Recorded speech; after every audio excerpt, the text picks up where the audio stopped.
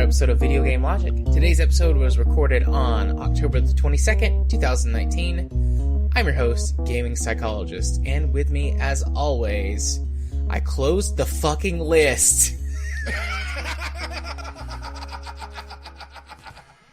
Caffeine rage. Let's go for it. Yeah, I'll get back on the letter list last week, but I closed it when I pulled up something else. Oh well. On today's show, we will, of course, be discussing the games that we've played. We're going to be talking about the Blizzard and Hearthstone ban clusterfuck.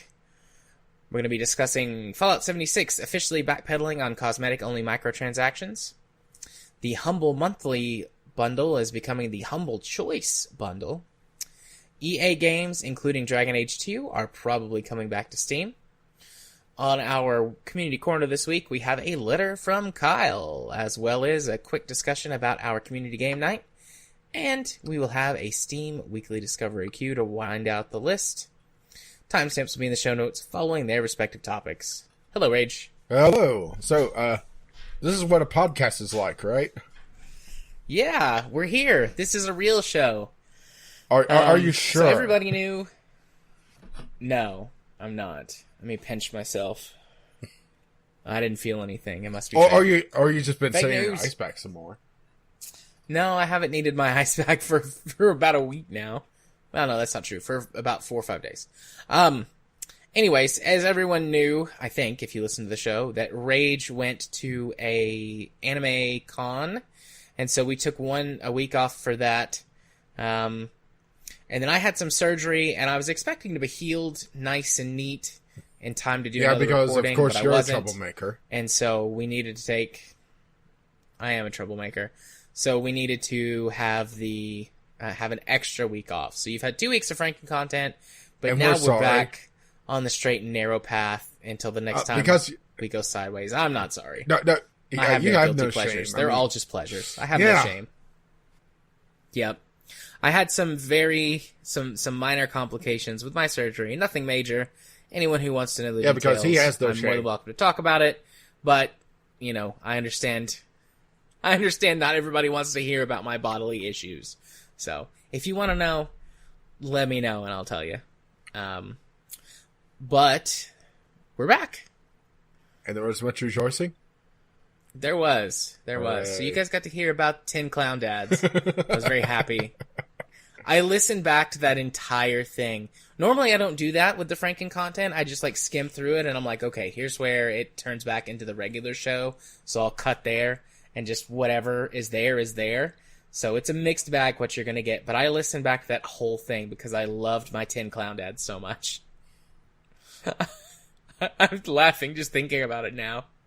I have never been more pleased with a joke or an idea in my entire life. Now the question is... Positively giddy.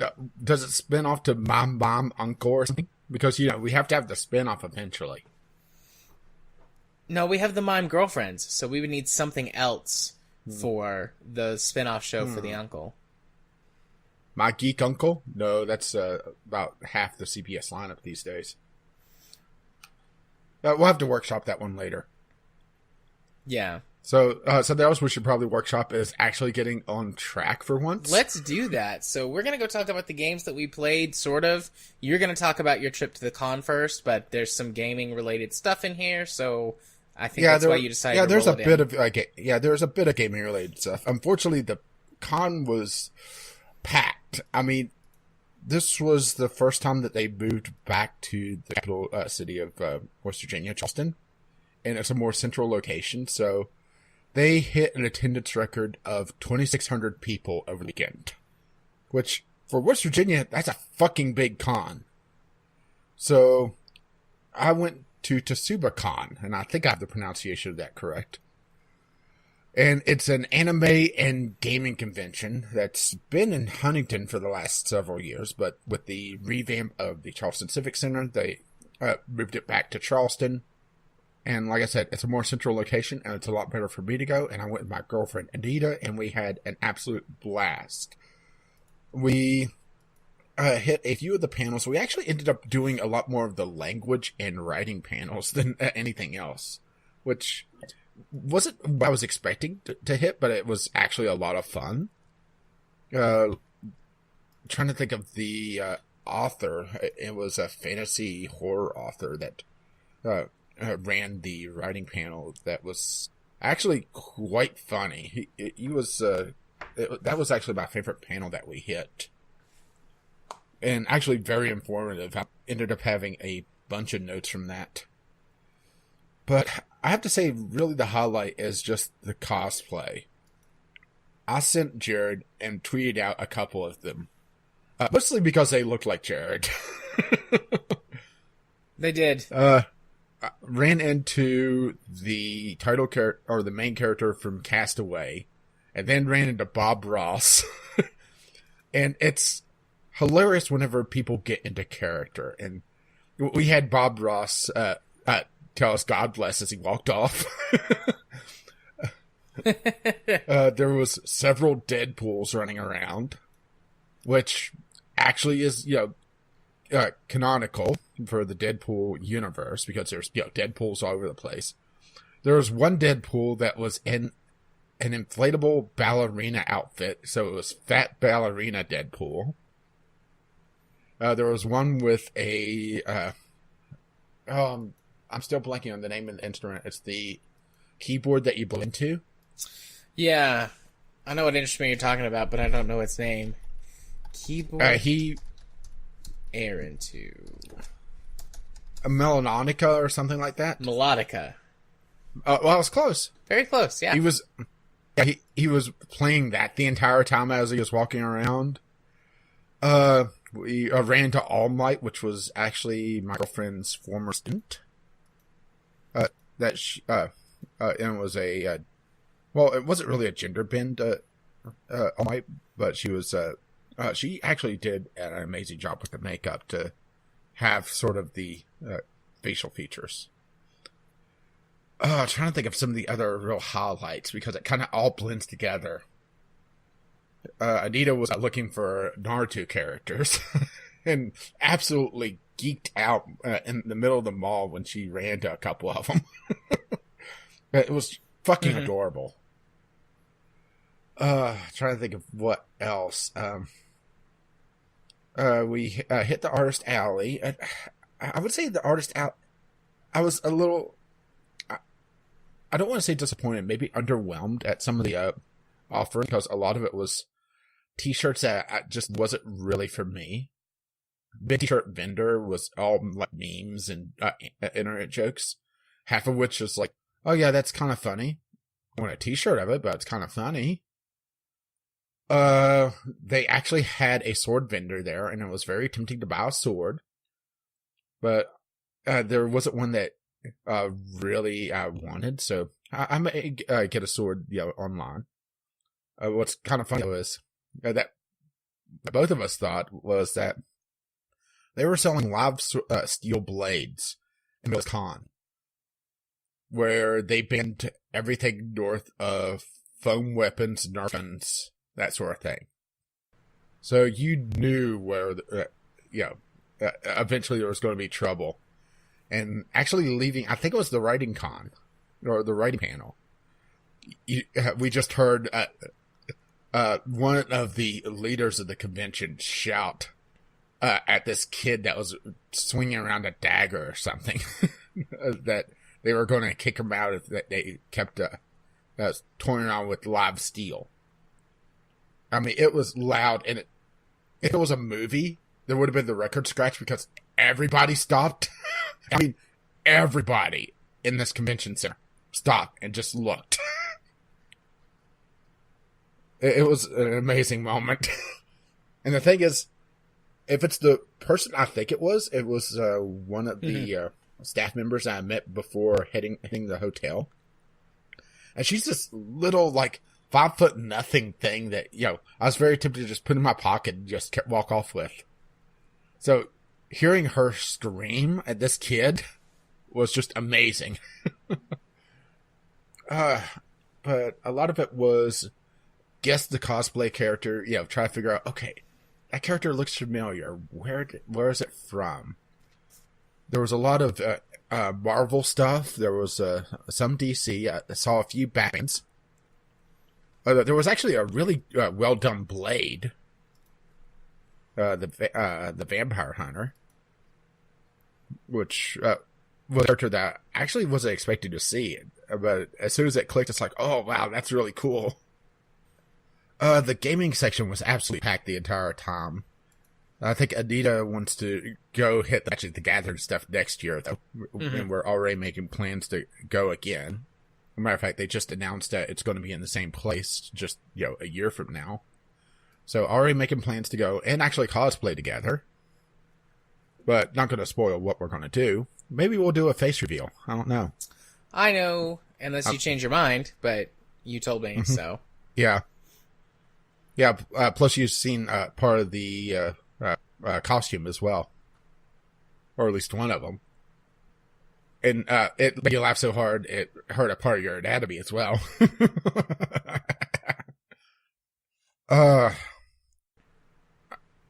Trying to think, let's see. I was on the gaming stuff. The gaming stuff, like I said, was pretty much the entire time. Maybe we should hit a little bit of the Pachinko, because they had a proper Pachinko parlor there. With, of course, the gambling element. They had some Japanese arcade machines, but they had lines on them from day one. It was a little weird to see a Dance Dance Revolution machine, actually. But like I said, that was pretty much completely packed the entire time. They did some tabletop stuff that we didn't really look at too much. There was a manga library. We actually didn't hit, now I think about it. I guess that's something for next year, huh? But like I said before we started recording, that hitting conventions like this, you don't see everything in 1 year. You take it piecemeal, and a lot of the panels do repeat. So, eventually we do get to see a lot more. It's just, over the course of several years. Which, like I said, plans are in place to go again. And we're just waiting for the tickets to go on sale.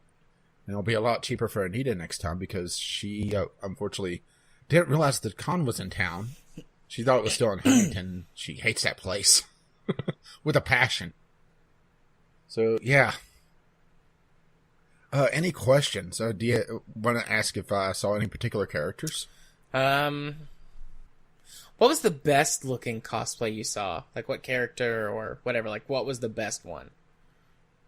Oh, that would be tough to call, because there was some really amazing stuff. There was some Fallout stuff that, okay, some of it was Fallout 76 related. That they obviously spent. Let's put it this way. They spent more time on the costume than Bethesda did on that damn game. Alright? Yeah. I didn't watch the anime itself, but there was the teacher from Assassination Classroom. That was done exceptionally well.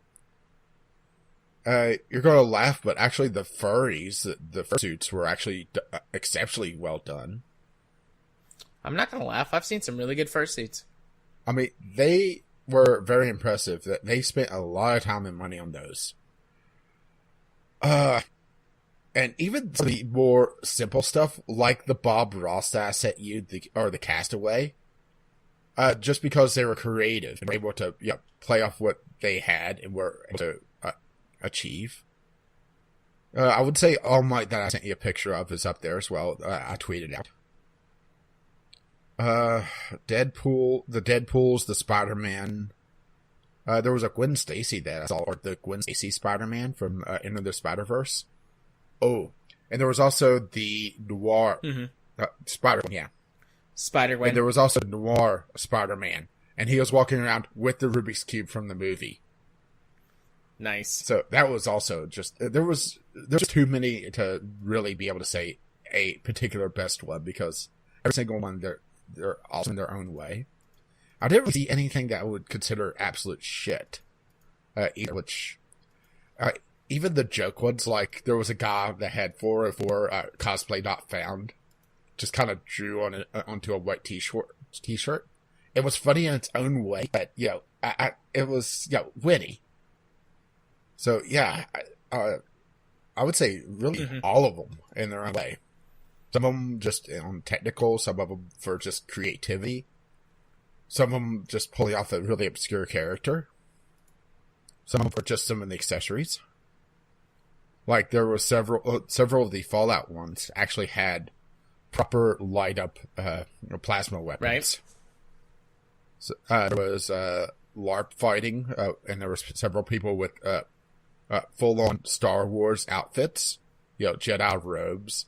There was a couple stormtroopers running around.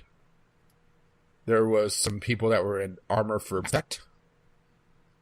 So yeah, it's hard to say a particular best because all of them were nice. I don't think I have any other questions. I mean, we talked about this quite a bit before, so I asked any questions I would have then, and I can't think of anything to ask right now. But I mean, you had a good time. Yeah. I was gonna say, did you have a good time? But I know you had one, so. Yeah, looking forward to heading in again next year, and maybe do a little bit more on the gaming side of things. Get in early or clear off more schedule to be able to wait in line for it. Or just hit the pachinko, because it seems to be not as popular, but it's a thing, so who knows, maybe we'll win something. Yeah. Trying to think of anything else. And I know Anita wants to hit the Magic the Gathering stuff, so let her go do her thing and break some ass. Yeah, go kick ass at Magic.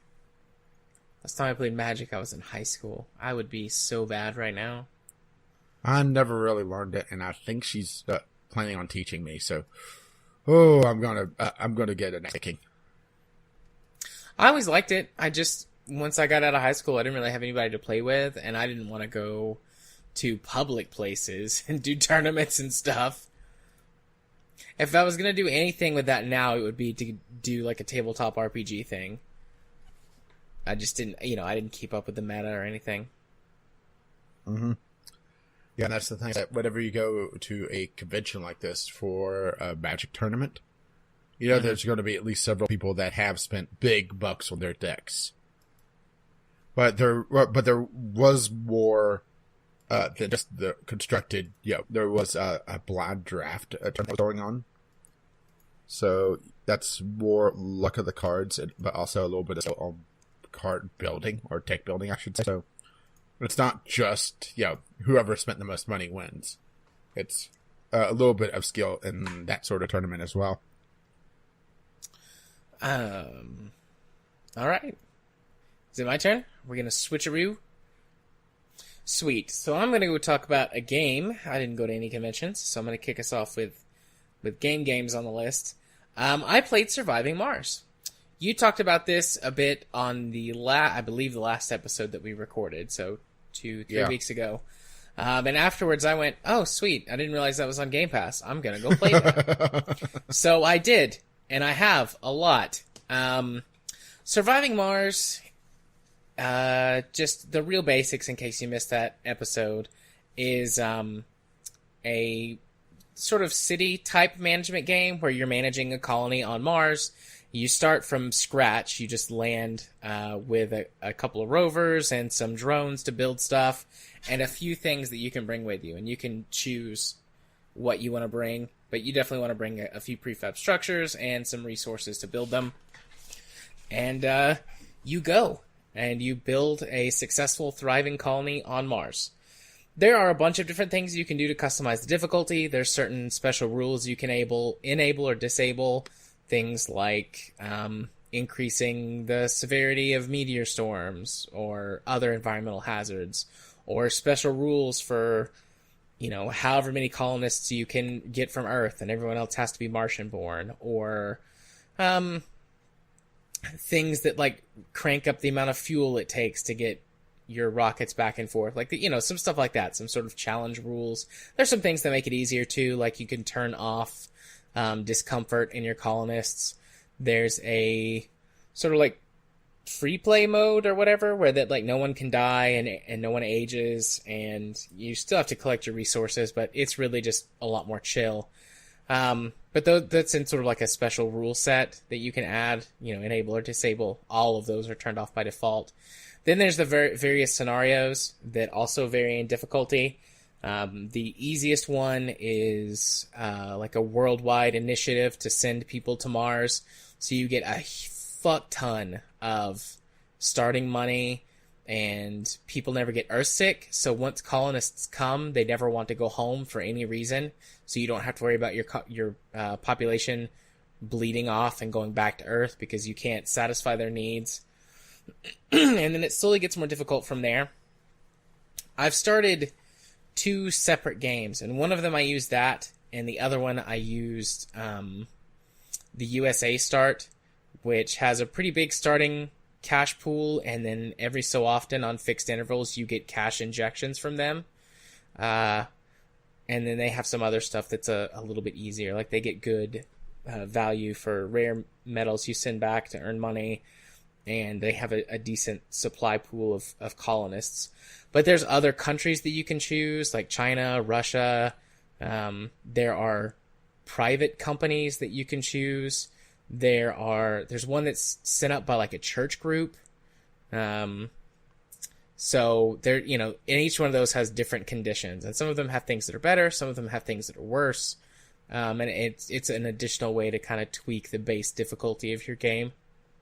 And then there are these scenarios. So you had talked about these a little bit last time. And you can choose to disable the scenario altogether. You can set it to random, or you can pick from one. And some of them are easier, some of them are more difficult.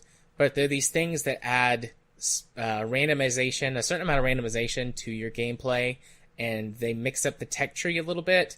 So, for example, I got one where the first one that I got, which most people online said is one of the more difficult ones, because I had just left it set to random, was there's another company that starts sending up these mysterious rovers to Mars, and they roam around on the map and do different things. And as the story progresses, you can make decisions that are like, oh, I'm going to go inspect these, or I'm going to leave them alone. Let's try and investigate. Eventually they reach out to you because one of them breaks down and they want you to fix it, and you can go fix it, and you find out it's a military vehicle. And there's a treaty in place that's supposed to ban all military applications on Mars. So then you can choose to blow the whistle on them, or let them bribe you to not tell. And there's a couple of different bribes that you can take if you go that route. And then eventually, like if you don't blow the whistle, eventually somebody does. Like that's a part of the storyline, and it affects the way that they come after you. So if you don't blow the whistle, like someone in your colony does, and they get mad at you, but they send less things to try and blow you up. So then that like gives you, so there's a meteor defense system you can research and then build for your domes. But if you go this scenario, it gives it to you at that point. Even if you didn't have it before, it's like, oh, our scientists have very quickly adapted some technology to build this missile platform, and it only costs like 1,000 research, which is super cheap. And then you can start building these defense platforms, and then you have to defend your colony. And you can't do jack. You just have to build these missile platforms and hope that the rovers wander into range of them and don't blow up too much of your stuff, because you can't control them. You can capture and repair the enemy rovers, and then you can use those like mobile turrets, but they honestly kind of suck. And it's a hassle to do that. So that was the scenario that I got. And then afterwards you get taken to court if you chose to hide the truth. I'm not sure what happens if you reveal it, because I let them bribe me with huge sums of money because I was constantly suffering food shortages. Because I didn't watch the tutorial, and I just relied on the tooltips, and I should have watched or played the tutorial. So all of my colonies were way imbalanced. I was trying to create sort of hubs that did things. So, there's resources you have to mine from the map. The rare metals are what you get money for, but there's water and science, and then more standard materials that you need to construct domes. So I was trying to create these little clustered, or like little dome city clusters that each had a specific purpose. So I was like, okay, here's some a really metal rich part. So I'll build a dome cluster here, and they'll mine metal.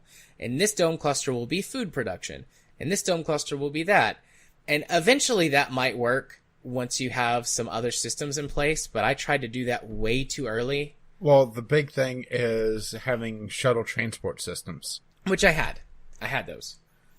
You can do transports with just the little, I forget what they're called, but the little carrier rovers that can haul around up to 45 once you research the upgrade. They can haul around 45 of any resource. So you can set up a transportation network with those, but it's really complicated. So you definitely want the shuttles because they will kind of auto-manage your resource network. But you need both a lot of shuttles and also you still need to have some balance within the dome because setting up the priorities for those things gets a little weird and messy. And so it's difficult. And so I would have one dome colony that would have, for example, like 500 food sitting in its storehouse and 3 that had none. And it's like, there's a food shortage. Your colonists are starving. They're dying. And I'm like, I have all of this food over here. Just go pick it up. But it didn't quite work right. So in my second go through, I've kind of got things balanced a little bit better, where that each colony has some food production. So if there are food shortages, which have happened a couple of times, my transportation network has time to respond.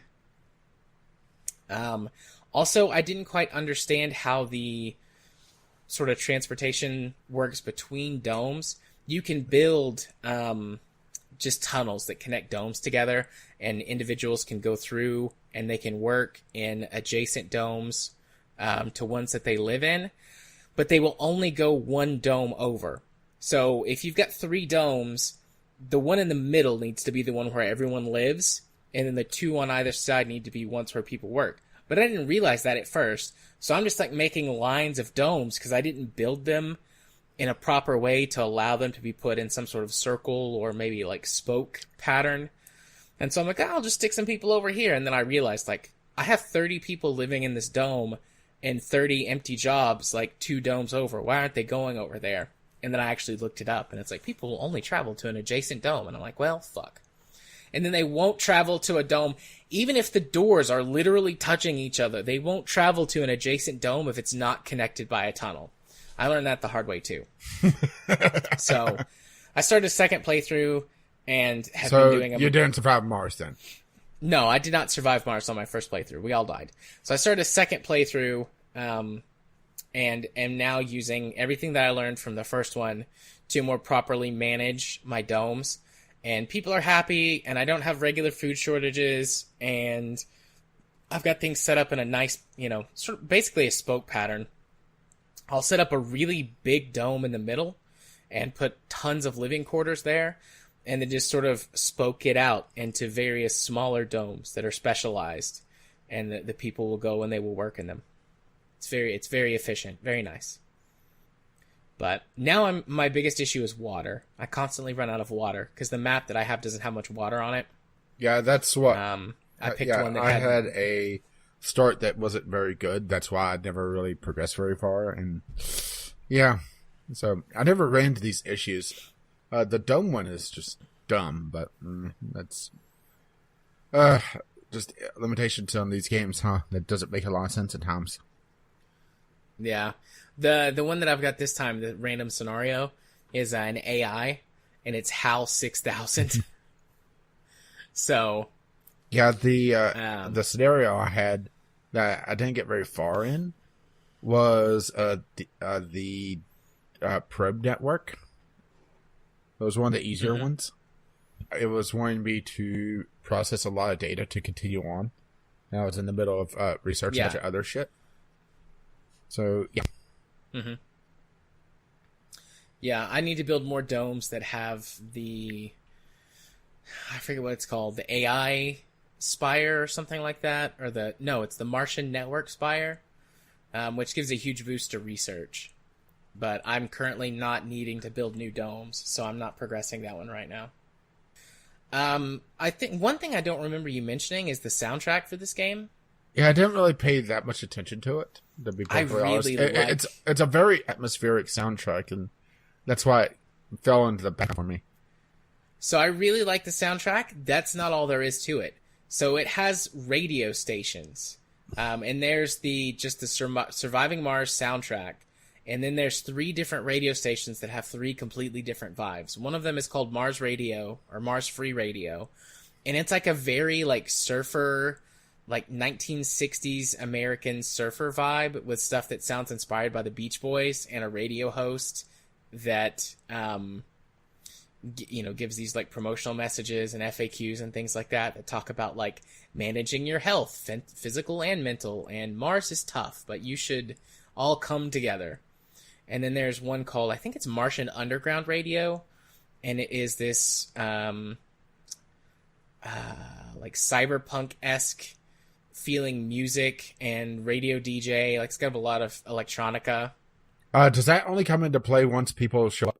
No, you can swap to those at any time. Maybe I just didn't pay attention to it. And then there's another radio station that's, I forget what it's called, but it's just background music, and it's a different type of background music from the original soundtrack. So there's no DJ on it. I guess that's, I guess I just left it on the background music because I was focused on trying to survive Mars. They don't point it out to you. I just went into the audio settings to turn down the music specifically separate from the main game audio because I thought it was too loud. Mm-hmm. And I was like, what does this radio station think? Because I'm thinking, I mean, there's games that do this, like American and Euro Truck Simulator, where that you can get, internet radio stations and then play those in the game. So I'm thinking that's what it is. And I click on it, and it's like, no, it's different. So say Skylines. Quote, radio stations. Yeah. It was very cool. I liked that. Yeah, I should have been more forward. But yeah. Yeah. So Surviving Mars, real good. I enjoy it. I'm going to keep playing it. Or I'm going to survive. All right, Mars. Marty. I'm going to science the shit out of this. Oh, talking about sciencing the shit out of things. How about Destiny 2? Go for it. I'm not terribly far in this game, and the intro sequence, it basically just hand waves. You don't need to know anything about what's going on in the story. It doesn't matter right now. If there's this big ball thing that if you played the first game and spent the time read the website, you'd probably already know about. If not, then don't worry about it. I brought you back from the dead. There's bad guys. Go shoot them. And that's pretty much the story so far. Let's be perfectly honest here. It's one of those times that it feels like they're trying to just rush through a world building and trying to tease you into reading the almanac without saying, yep, if you want to know, go read the almanac like you were supposed to in the first game to understand what the fuck. So, Destiny 2 is a first-person shooter, looter shooter, actually, and I'm going to draw a lot of parallels between this and Warframe, because there was a lot of parallels given when Destiny 2 was a paid game on the Blizzard launcher. And not for, no reason. I mean, I definitely understand why people draw parallels to it, but at the same time, they are two very different games, and I'm not just talking about one's a third-person shooter and another a first-person shooter. It's a completely different focus on gameplay that I think a lot of people just overlook. Destiny 2 is a looter shooter. You are building up your loot. You are swapping out guns. While Warframe is more of almost a hero shooter where individual classes are what you're really focused on and getting various new power sets. No, sorry. There's a call for you. Still getting over my illness. That's why I haven't played many games. Yep. But Warframe is more focused on different player classes, which enables different power sets, which also enables different game types or styles of gameplay.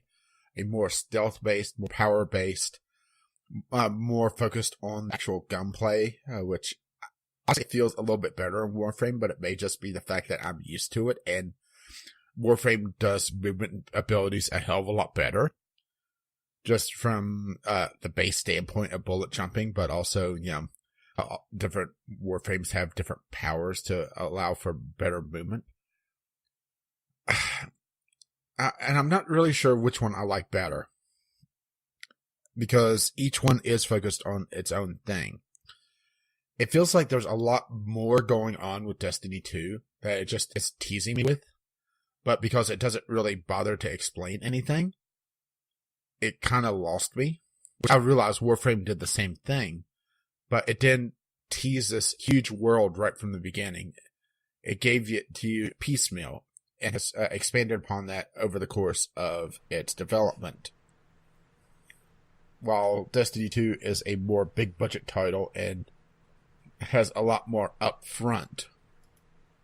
And also the fact that it feels like it's holding me back because it won't explain certain mechanics. Like, one of the main things to start off with was do one adventure, like one or two adventures, one or two patrols, a bunch of bounties. But I kept having bounties that wasn't counting for me because it was very specific.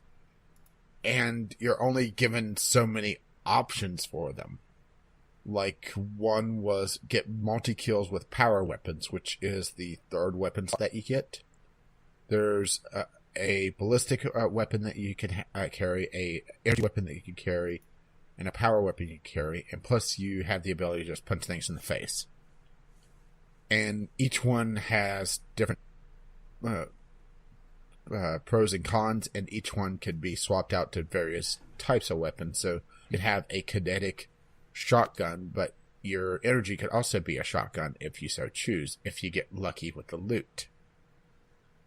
But because they wasn't really explaining things, the bounty that I had for the power weapons wasn't really taking off because, okay, I had to get multi-kills of so many creatures in this very specific area. And it wasn't until I really sat down and read a lot more in depth. And I think that's kind of, the whole thing with Destiny 2 is, okay, it's a first-person shooter. Sit down and read in depth to figure out what the hell. Sit down and read in depth on how to do this, how to do that. While Warframe, yes, in order to get some more of the nuance, but you're also able to progress still, you know? It just feels like I'm getting stonewalled a lot more in Destiny 2 because I'm not treating it as much as a wiki game as they seem to want to. And also, gotta admit, how much they tied stuff to microtransactions is kind of scummy. It feels pretty bad. Whenever you see pretty much all the cosmetics as paid items with no way to trade them like you have in Warframe. I don't like the fact that the kills are consumable. There's no customization. It's on what individual colors are. You just you got a color palette that you that looks pretty good. Okay, you use that. Oh, you used it. It's gone. Instead of Warframe's method of buying color palettes and then picking from them to color everything that you want. I realize, I am comparing apples to oranges here. They are two very different games. And I don't think I've spent enough time to really give a fair assessment with Destiny 2. But there's just a lot of niggling things about it that's kind of held me back. And according to Steam, I've spent 4 hours with it. I swear I've spent 6 to 8 with it. But a lot of it is tied to this one area because I'm stonewalled on the progression until literally right before I stopped playing last time to unlock Titan to be able to go to another place. And it just feels like it's very sluggish. I will say that the player classes is interesting. There's 3 different player classes that I have access to. And I think there's another one that's tied to one of the expansions.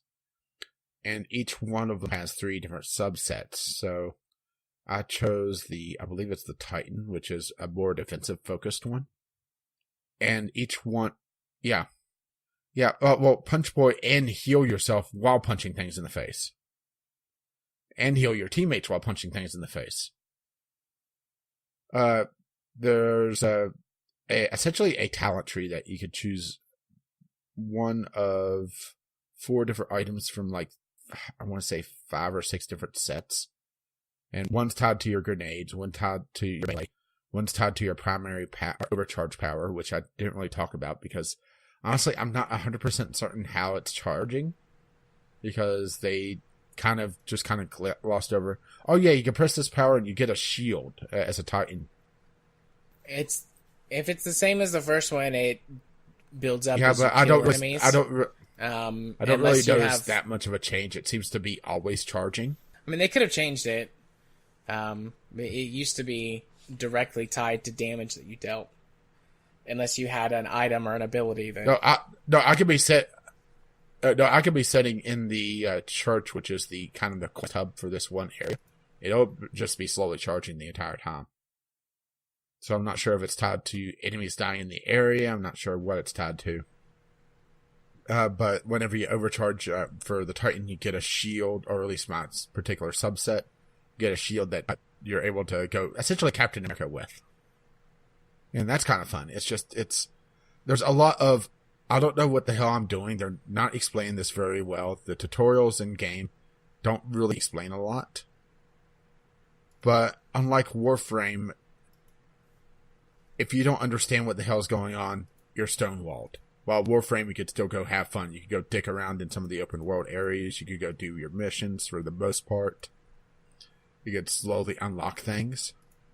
While this feels a lot more tied to the quest system, which I just found honestly a little frustrating, because part of it was tied to bounties that I wasn't able to complete, and you had to buy the damn bounties to begin with. So you're depleting the resources you're getting to get stuff that you can't unlock. And it was just a little annoying to me. So, anything I should know from Destiny 1? I don't know. There's so much that I didn't... Because I only played the original. I didn't play any of the expansion to Destiny 1. The free-to-play actually gives you all your 1 stuff, and it only has the later expansions locked. So it does give you a hell of a lot of content. I don't know what the hell's going on. And they've tied a lot behind the microtransactions. I mean, honestly, I understand why a lot of cosplays are tied behind microtransactions, because it's a free game now. They have to pay for it now. But there's no way to earn them either. Maybe I'm just spoiled by Warframe being very generous. I don't know. Perhaps. Like I said, I need to play it so I can compare the first one to the second one. I still have the first one, because I own it digitally, so I can play it on Xbox. What if I can play it on PC? No idea. I don't know if it's an Xbox Play Anywhere title. Yeah, since it wasn't first party. Probably not. But it was... I still want to play it sometime, and I think I do want to submit it for a game night. Start new characters. And possibly do it like 2 weeks in a row. Stick with those characters. Mm-hmm.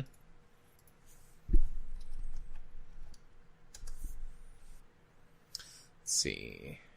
No, Destiny 1 is not available on the Windows Store or whatever. Yeah, I don't think it was on PC at all, or was it? No, it definitely wasn't. But with the Xbox like Play Anywhere thing, I didn't know if Destiny was included. But it's not. So, boo. Alrighty. So is it my turn again? Yeah, I think so. Alright, my next game is Motorsport Manager. We have, a long time ago, discussed Motorsport Manager on the show. But in case you're unaware, Motorsport Manager is a management game for motorsport. You play almost like it's right there in the title or something. Almost.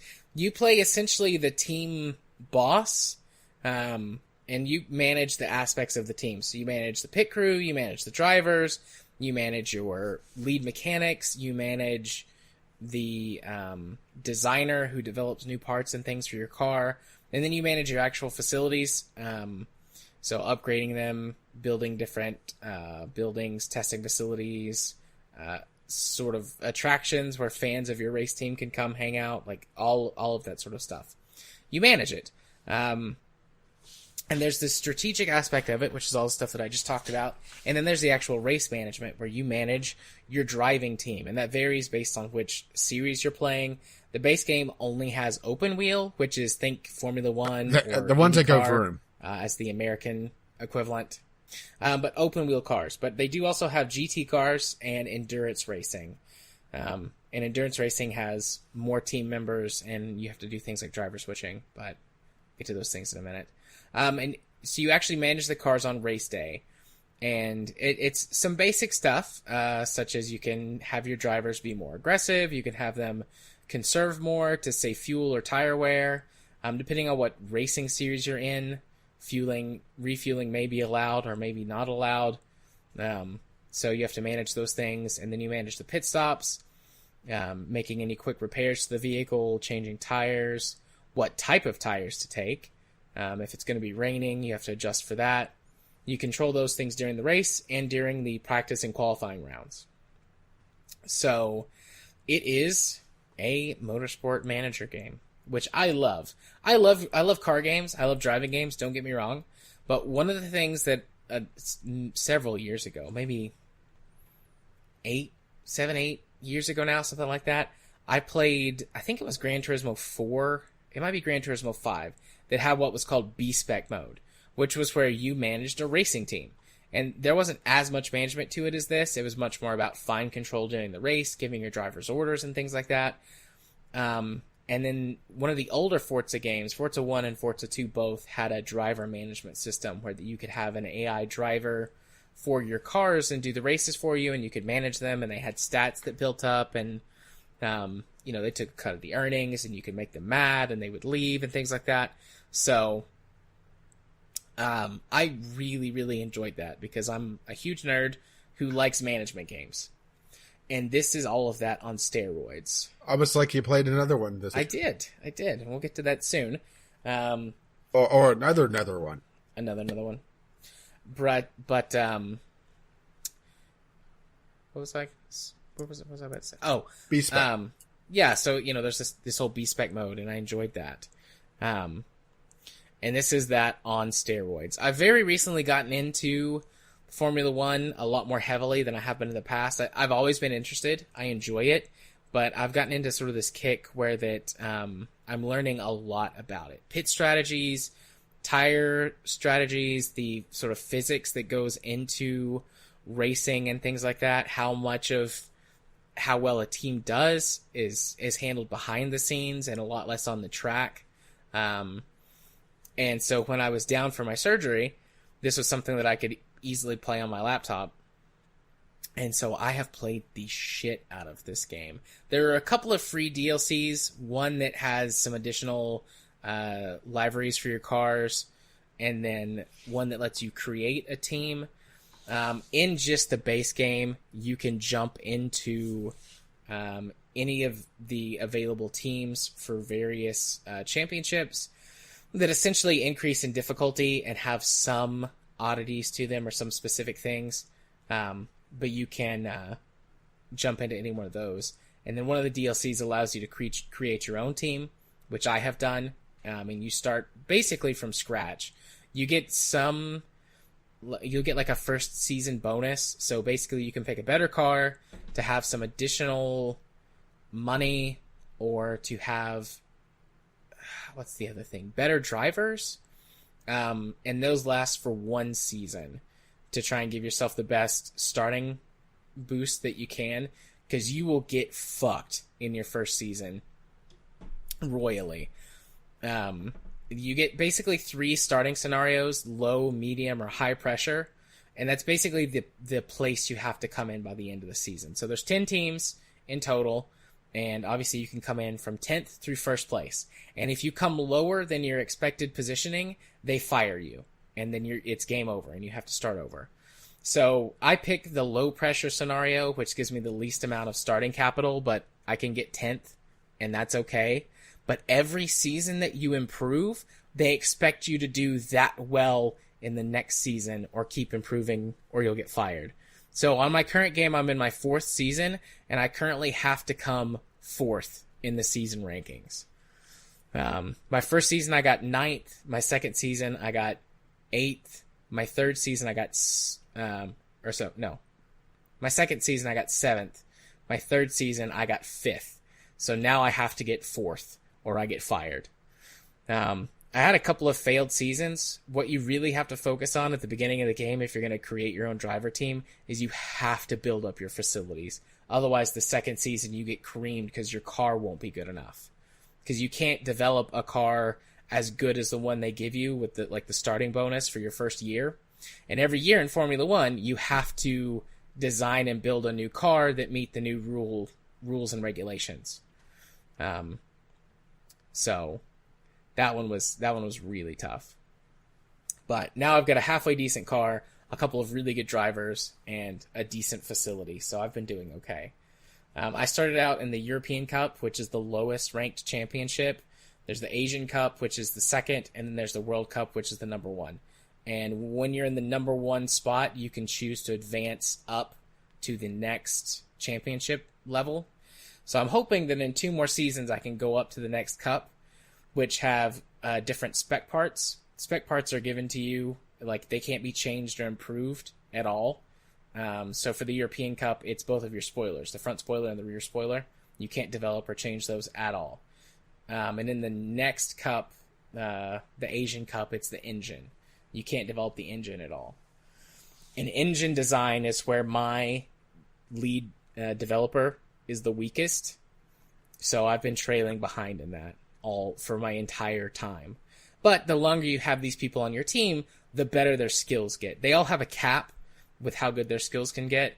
So in the first season, I hired or contracted a bunch of really shitty people that had really high skill caps, and I've just been sticking with them as their skills rise. And I'm hoping to keep this team going for a long time. I got 2 prodigy drivers that are, one of them was 16, and the other one I think she was 19. And they started out at half a star, but they both have star cap ratings at 4.5 and 5 stars. So I'm hopefully I don't lose them. Sounds like my game in Motorsport Manager 3, but we'll get there. Yeah. So I don't have the DLC that adds in the GT racing and the endurance racing. I like those better based on Motorsport Manager 3, which we'll get there. But still, I like the open wheel racing. It's a lot of fun. A couple of other things that can really change the game. You get throughout the year chances to vote on changes for rules for your series. So, and they can be small things like we'd like to use, would you like to use layout A or B of this track, which can make a big difference, but in the grand scheme of things, it's, it's one race for the next season that's different. Or you can change things like, do we want to allow refueling anymore or not for your next season? And then that can be huge because in the European circuit, you're allowed to refuel. But if they take that away, then one of the primary focuses has to be on developing your next season's car with fuel efficiency, which can take out a lot of other performance advantages and things. So it could completely change your entire racing strategy for the entire season. There's ones that change how many sets of tires you can bring, how the point systems are counted. So there's some pretty big changes that can happen with the voting system, and that can dynamically change your strategy for the next season. Typically, what I've been doing is as soon as the next season starts, I'll just sort of pause for a minute and won't advance time, stare at all the tracks and look at my car and my budget and everything and figure out every race and then go from there. I love it. I love this sort of thing. So I've been playing the shit out of that. And during the time that I was limited to just my recliner for the first couple of days when I really couldn't move very much, I was playing several mobile titles, and I played Motorsport Manager 3 Mobile, or Motorsport Manager Mobile 3, which you had also played. Yeah, I've been playing this on and off for a few months now, actually. So you're a little bit farther than me. I played it straight for quite a while until I ran my phone dead one day. And I've gotten through 3 or 4 seasons. I didn't think to go check. Yeah, I'm at 5, and I'm on the third tier of racing, which I've just went up to the 3rd tier, so I'm in that kind of struggle phase of figuring out where I am. Yeah, but I'm in the 2nd tier. But your method for your driver is pretty good. I've been with my main driver, and I'm working on getting a replacement for my 2nd driver. I will say that Motorsport Manager 3 had a lot more variance on what it could do because each tier of racing you have, there's various options. So there's endurance racing, where instead of two racers or two drivers out on the field, like your Formula One, it's a team of 6 racers, and they're essentially tagging in and out of one car. I'm not sure if you ran into that yet. Yeah, I have done. So there's in Motorsport Manager 3, there are like season, I forget what they are, but they're like world champion events or something. Invitationals, yeah. And one of the invitationals I've done was endurance. I have stuck to GT car racing in Mobile 3. I don't know which series you've stuck with. Or I'm in open wheel, so I'm in the Asian Cup right now. Okay. But like I said, I had literally just gone up to the 3rd rank just as, or for the just season. So I'm still in the acclimation phase of updating my sponsors, feeling out where I am car wise. But my main driver, who I got from the Young Driver program going into my 2nd season, is an absolute beast. He has a potential of 5 stars, but he started off with 2. He's now at 3.5. Mm-hmm. And he, even with a crappy car, is able to at least get on the podium. It has kind of propped up my entire team. But he also is a huge money sink because he knows that he's the linchpin of my team, so he's requiring a lot of money. Yeah. One thing that I don't like about Motorsport Manager 3 is that it's been very, very difficult for me to swap out my crew, my mechanics, and my engineers. I just never get any good ones. I'm not sure if that's by design or if I've just had bad luck, but I've had the same mechanics for the last 3 seasons. Yeah, and I've got a decent team, mechanics and designer-wise. My drivers are okay. My secondary driver is from my Young Driver program, and one day she's going to be better than my lead driver, but right now he's still the better driver on my team. I think my mechanics are both like 3 stars, and my designer is 3 stars or something like that. I mean, they're good. They're not great, but they're good, so it's been good enough.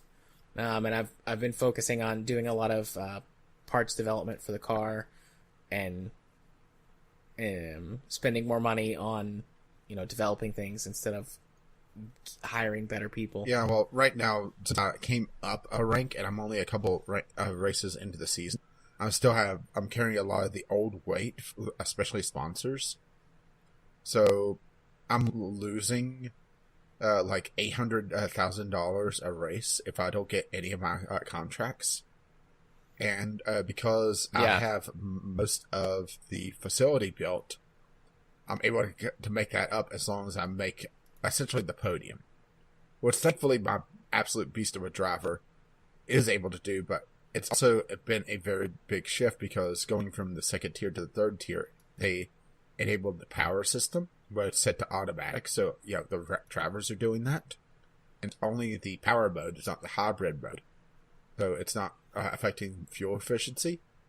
And I went into a race tier that has refueling, so that's kind of thrown off my strategy because my young driver, who's kind of just become an absolute monster, he's really good at stretching tires, but the problem is that he's running into fuel problems because he outlasts the tires and doesn't have enough fuel.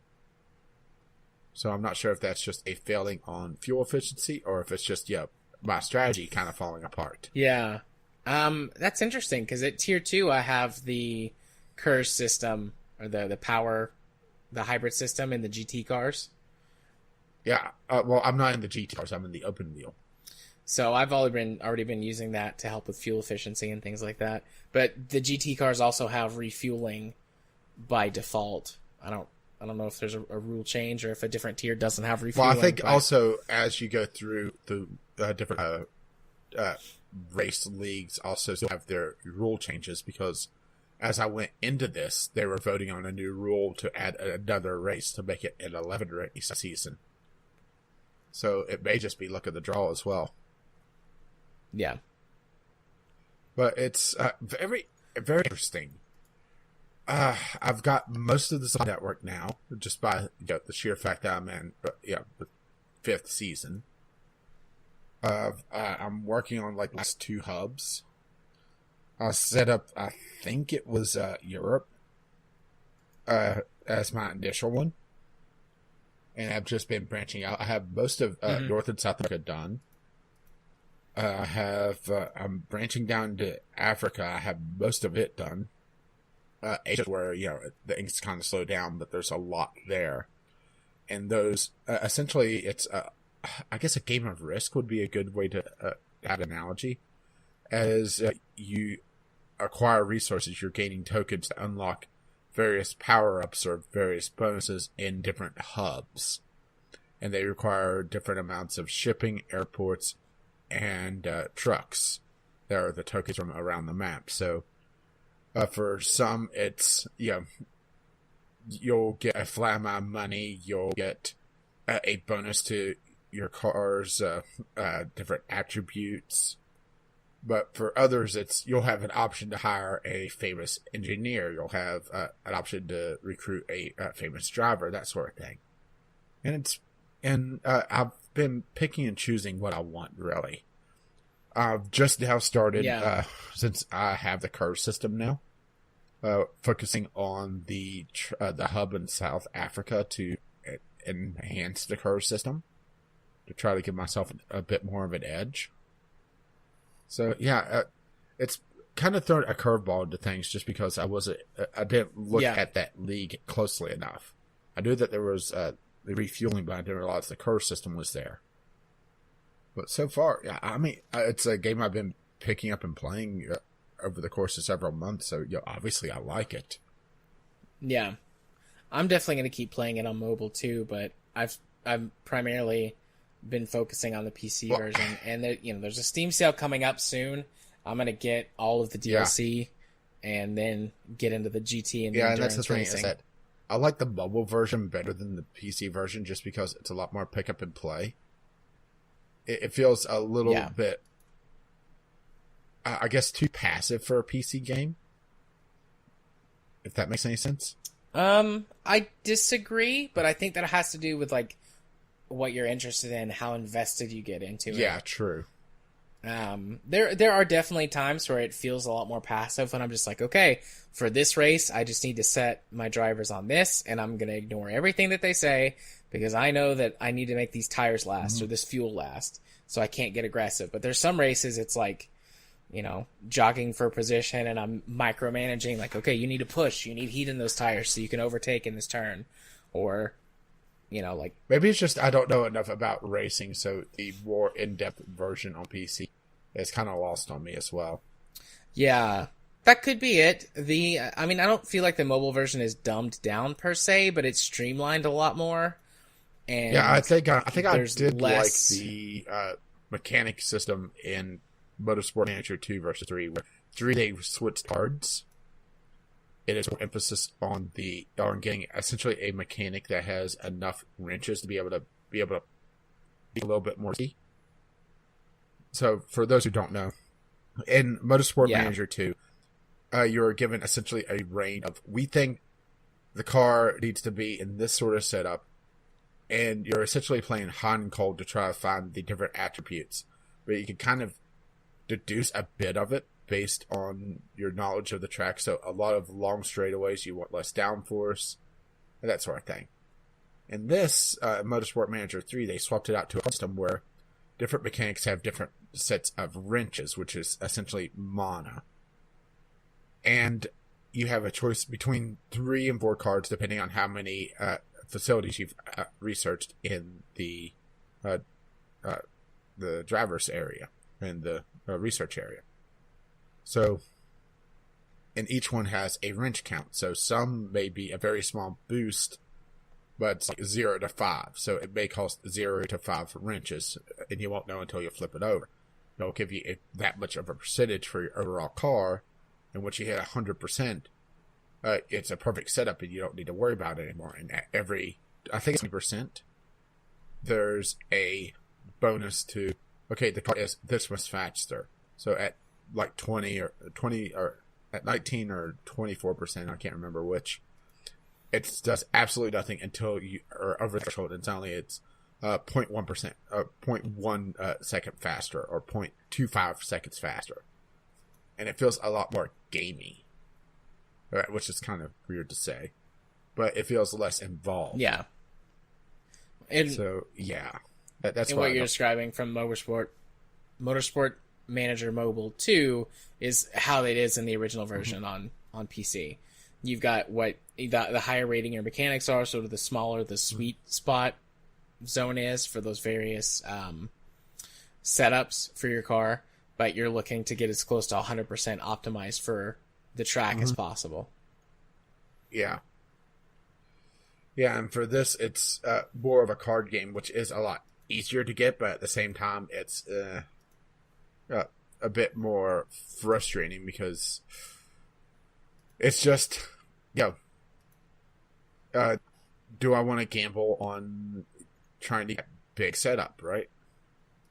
Yeah. So, yeah. Is that it for Motorsport Manager 3? So, I ended up kind of taking this one, but I think I played it a lot more. Yeah, you've played it more, and I mean, it goes through. That's fine. You take it. It's yours, sir. But yeah, I think that's it. I don't have anything else to discuss about it at this point in time. Well, how about we jump into the absolute dumpster fire then, unless you need to take a break. No, I'm good for now. So, yeah, we can go ahead and dive in. This is like a gif of walking into the apartment and everything's on fire, only it's Blizzard. Yeah. So this news story is several weeks old at this point. I'll go ahead and... Yeah, it pretty much started the week before I went to the Anime Con, which, might I add, one of my favorites I saw was the Protest May. Yeah. That was running around. Unfortunately, I didn't get a picture of her, but Blizzard has kind of gone off the deep end on PR. Let's be perfectly frank here. They told Bethesda, hold my Red Bull. So watch this. It all started with Hearthstone, because of course it does, right? With Blizzard. It's either Hearthstone or WoW these days. At the Chinese, I'm trying to remember what the exact tournament was. A Hong Kong-based Hearthstone player was in his post-game interview, and he donned a mask and showed his support for the Hong Kong protests. For those who don't know, Hong Kong has been in protest for, what has it been, like 6 months? It's been now? a while. I don't know if it's 6 months, but it has been a while. It started with an extradition law that was trying to be pushed through that sparked mass protests, and then it kind of snowballed into a democracy movement. Honestly, I'm really surprised that the protests are still going on and the Chinese haven't just squashed it, but that's getting a little bit more political than we really need to, at least at the moment. Anyway, the Chinese player Blizzcon donned a mask and said that showed his support for the Hong Kong Hong Kong protesters. The Chinese are the ones that's calling them riots, saying that it's the revolution for our age, free Hong Kong. And Blizzard went absolutely insane. Yeah, the two casters that were there, like, ducked under the table. They knew that there's about to be a shitstorm, and they were trying to protect and quickly themselves. cut to commercial, but didn't save them because they got fired, and they banned Blitzkung, for a year from professional play, which he's pretty much said he's not sure if he's ever going to play it again. Because, why would you want to deal with the devil, right? Yep. And initially they took away all of his prize money, but they gave that back later. Did they actually give it back? I know another CCG. Well, actually, this was a TCG that's kind of upcoming right now. Offered to allow him to play in their tournament and gave him the prize money that he would have gotten from Blizzard. Which Blizzard, I think Blizzard gave him his prize money back and changed his suspension from a year to. I know they changed his suspension from 1 year to 6 months. Yeah, but still, and right? I think they gave him his prize money back. Yeah, Yeah, which it was. But this all happened later. Initially, it was a whole year, and they took all. Yeah, his which prize was money. based off of a very vaguely worded clause in the player's handbook that basically said anything that you do that pisses off Blizzard, they have the right to take all your money and ban you. And gave no specifics on what could upset the big blue, bastards. Let's be perfectly honest here. And I do understand where Blizzard is coming from. I'm not about to support them in this in any stretch of the imagination, but China is an absolutely huge market, and they are partially owned by Tencent, which is essentially the Chinese government. So I do understand why they're bending over backwards. Doesn't make it right. I don't support them on it. And if I played Blizzard games, I would have some serious doubts about playing them still. Yeah. So I will say, first of all, I do think that they have the ability to do what they want. Like, I disagree. Yeah, they have the right disagree to do with this. every step along this way, every decision that they've made. But they have. I do think that it's important that they have the ability to fuck up this badly, because I think that freedom of expression and speech and choice are important. So I think that's important to say right off the bat. Fuck them, but I think that's important to say that they have the right to do this, but that doesn't make it the moral or the right decision. I do understand, like, oh my god, we don't want to poke the bear essentially with this market in China, but I have no sympathy for a multi-billion-dollar international company losing some money in a Chinese marketplace to trample all over the human rights of people. So fuck especially Blizzard on that one. Well, I think this is also a very stark reminder that, and this doesn't just apply to Blizzard, this is all companies, all corporations of, I would say, the mom and pop level, or let's go for gaming wise above the indie scene. And even the indie scene, this applies somewhat. These developers are not your friends. They are not there for anything but to make money. Yes, some are more socially aware. Some will make amends. Some will try to extend an olive branch. Blizzard got a lot of support from the gay, lesbian, trans community for the more socially aware stances, especially with some of the characters in Rush. That does not make them your friends. And I think that's something that a lot of gamers don't understand, that they see these companies as their friends. They see the figureheads. They see, they see the presentations at E3 and think these are our friends showing us this cool thing that they're working on. But they're not. These are corporations. These are businesses. And capitalism is a very cold beast. I'm not saying that, I'm not about to say communism forever, but at the same time, no, I was about to say, thank you, Jared.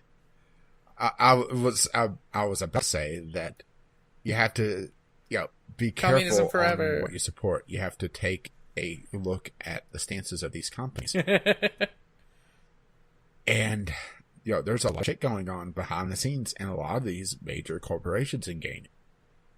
So, this is just, this is the hot button issue right now, but this isn't the only one out there, not by a long shot. It's just, this is what everybody's talking about right now, including us. These companies are not your friends. It doesn't matter how many characters they make gay. they are doing it for the money. They are doing it as a cold, calculated move because it will make them more money.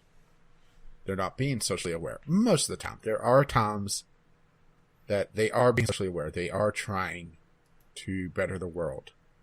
But even then, that is still a calculation. That is still something that they considered in their market research. Mm-hmm. They are not friends. Yeah, I think there are companies out there that are, like you said, more socially aware, better at that, better at being conscientious about things like human rights, the environment, trans rights, on and on and on and on and on. There are companies that are better at that. But at the end of the day, all of these companies are trying to sell you something.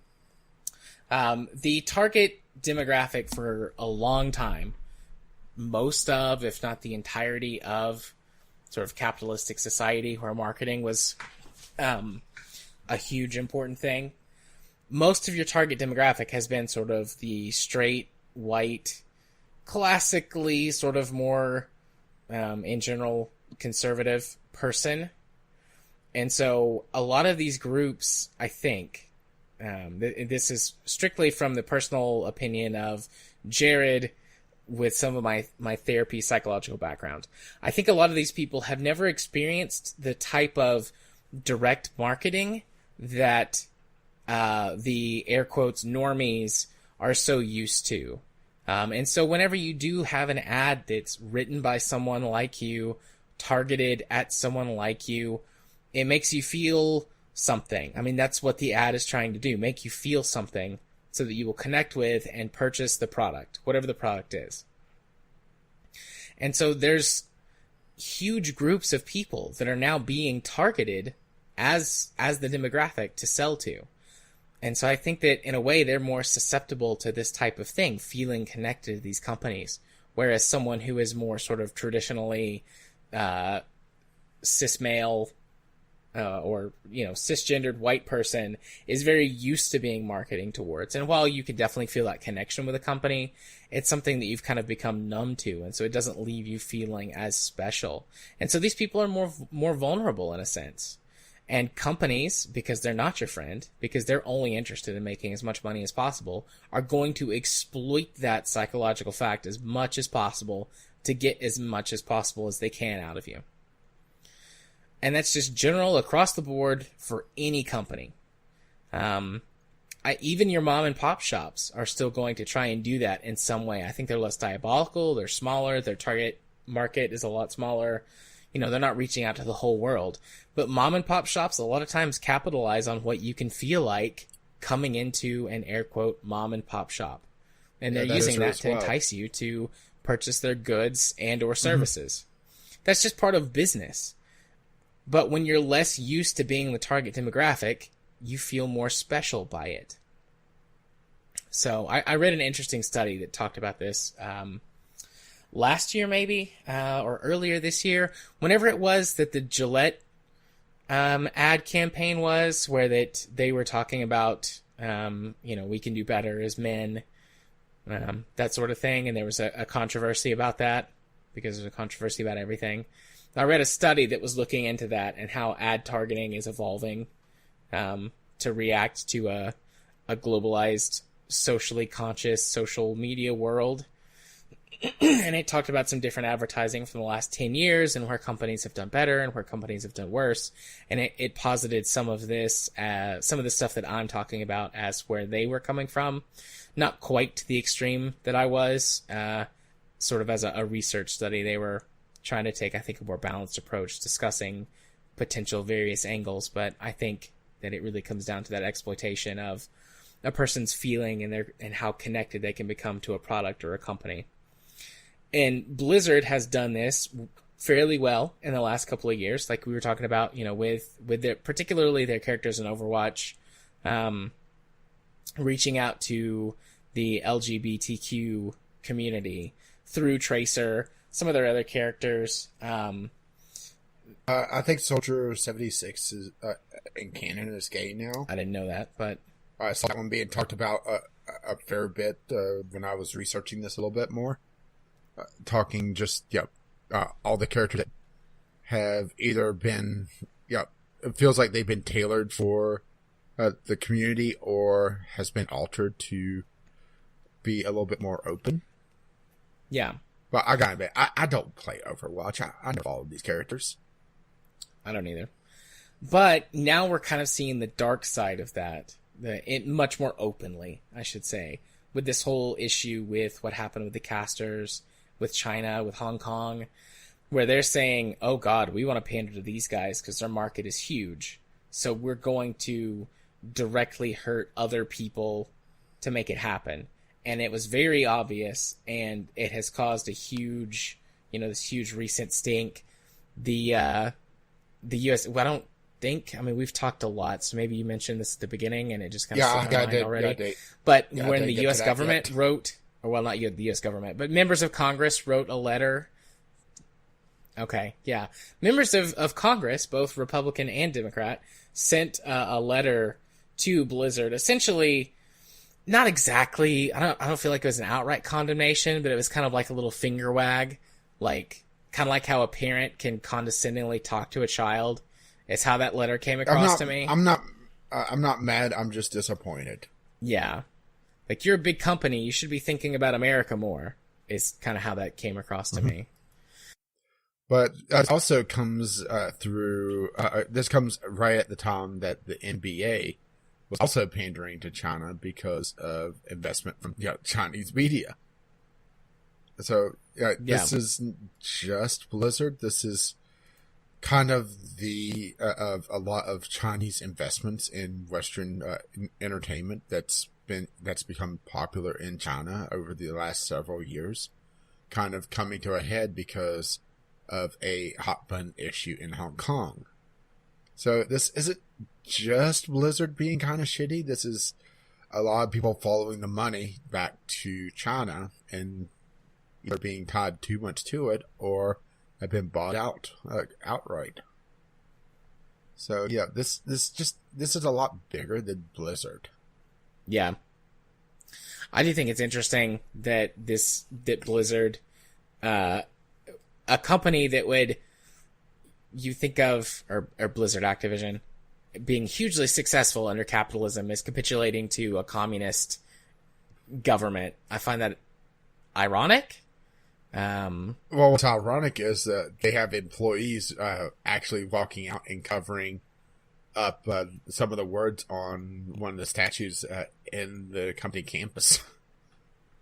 Talk about every voice matters and think globally. Yeah. I'm not sure if they're still doing it, but they were doing it for a fair amount of time.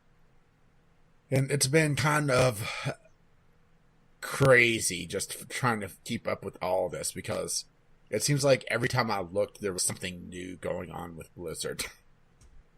There's also been other companies. League of Legends have also been condemning people that's been talking about Hong Kong. There's YouTube has kind of been also pushing the same route. And it's just kind of, like I said, all the investments that China's made over the years trying to shut down this protest that's been going on for a fair amount of time now. Yeah. It's just Blizzard, like I said, it has been kind of the sacrificial lamb, at least in the gaming side of things, while, League of Legends is still the same, doing a similar thing. And we're seeing esports athletes, esports players jump ship from Blizzard to go to League of Legends, which is doing the exact same thing. It's publicized.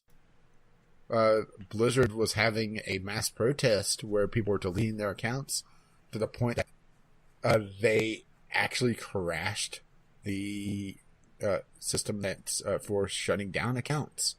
And they were requiring people to send in copies of photo IDs, which in some states that's illegal, by the way. Didn't know that. According to some of the comments, I double checked it, and a couple countries it's illegal to photo get ID, and in a couple states it's kind of you probably shouldn't be doing that. So yeah, that's just an absolute dumpster fire from so many angles. It's not even funny. This makes Fallout 76 look, a pedestrian, doesn't it? Makes them look positively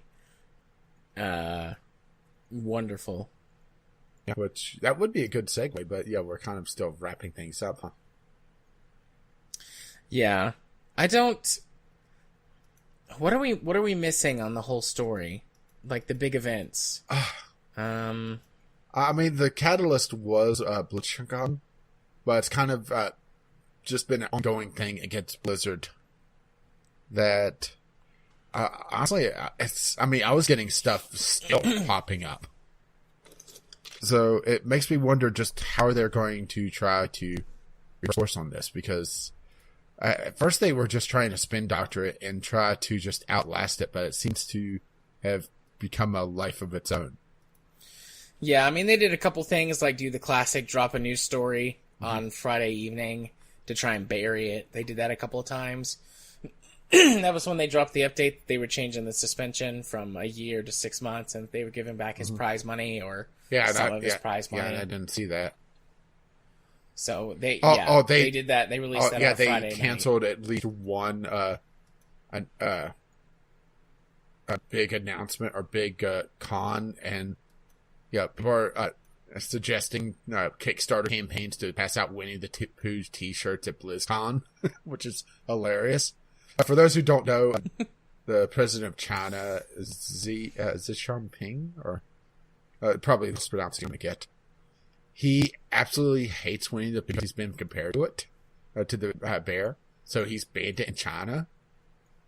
So both May and Winnie the Pooh is kind of a protest symbol in China, or in Hong Kong. So yeah, BlizzCon is interesting, which hang on, when is BlizzCon happening? Because it's going to be November 1st. Holy shit. Yeah, I mean, they still are going to be in the middle of all this. I was going to say, it's soon. It's coming up. I mean, they just announced the schedule, and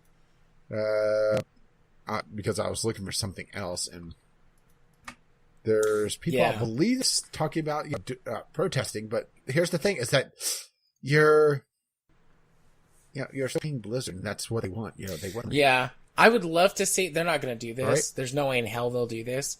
But I would love to just see them have like an open mic, open question forum on this, and just watch the chaos. Actually, hang on. Let's see if they have an open Q&A, because I'm looking at the schedule. I suspect they're going to have prepared questions or vetted questions, or they might just cancel Q&As altogether. I'm not seeing any Q&As the first day. Let's just put it this way. There's a lot of empty time for BlizzCon this year. There's a lot of coming soons, actually, on the main stage. So I'm assuming that they're going to be announcing a lot of things, probably mobile. Do you not have phones? I mean, I would say I would be protesting Blizzard, but like I said, I don't play their games anymore. I played a Blizzard game was with World of Warcraft, and that was like 8 years ago now. Yeah.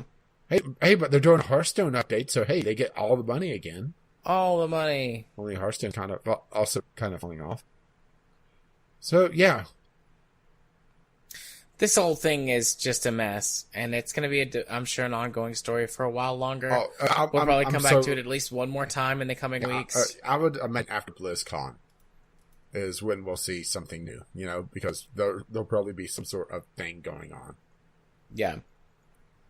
And I'm not seeing any Q&As, so, it's or dedicated Q&A, so it's probably going to be small ones at each panel, and I imagine if anybody mentions the word Hong, their mic is going to be cut. Yeah. They can still shout really loudly, though. I mean, somebody's going to try and pull something. Yeah. And I can't wait to hear what it is. How many Winnie the Pooh do you think there's going to be? Hundreds. All the fursuits. Yeah. They're all going to be Winnie the Pooh. But yeah. I can't think of anything else to say or add at this moment. Yeah, same. So, moving along then? Yeah, let's move on to our second news topic. Fallout 76 officially backpedals on cosmetic-only microtransaction promise. Well, Surprise, surprise. Yeah, Bethesda's trying to be a shitty company, but yeah, they've been out shit this week. So, anybody surprised? Anybody? Hands? Bueller? No? Okay. So, remember the Let's Go Whaling thing? I mean, this is pretty much, what they were talking about. They are selling shortcuts. So, let's go ahead and just read the statement regarding challenges, atoms, the Atom Stop, and you. We love that there's so many types of players within Fallout 76. There's multiple players in Fallout 76? Apparently. I thought there was only one. And one of our primary goals is to reward everyone no matter how you play. This includes our approach to earning atoms through challenges and the types of items to unlock with them in the atomic store. Our approach to these items at launch was to keep them purely cosmetic. But after looking at all the data and all the fucking money we got from selling some power, it became clear that to constantly deliver content that keeps Fallout 76 fresh and exciting for all, we needed to rethink our approach to the Atomic Shop. Oh boy, right? Indeed. While we had many ideas on what to add to the Atomic Shop, one of the ways was the direct result of the community's feedback. We heard from many of you who wanted items with some real utility. Starting in April, we began adding items such as repair kits, scrap kits, the Electrotron station, and a working refrigerator. These have since become the most popular category in the item shop, and we're also still working on all the previously announced items in the new cosmetic categories. So pretty much those who bought the shortcuts and the power, well, congratulations. You made a shit game even worse, right? Yes, indeed. Let's see. We want to create an item shop experience where players feel good about spending their hard-earned atoms. Let's be honest, you're not earning them, you're buying them, but to make the system more fun and engaging for all players, we plan on reworking parts of the challenge and reward system next year to be clearer, more fun, and more impactful to all types of players. Of course, players can also buy items, and we hope you do. And we're careful with everything we add to not upset the game's balance. I'm sorry, but what? Right? Our main objective is to avoid a situation where players could spend money to gain a competitive advantage. Really? Because, the Collectotron, the working refrigerator, the scrap kit.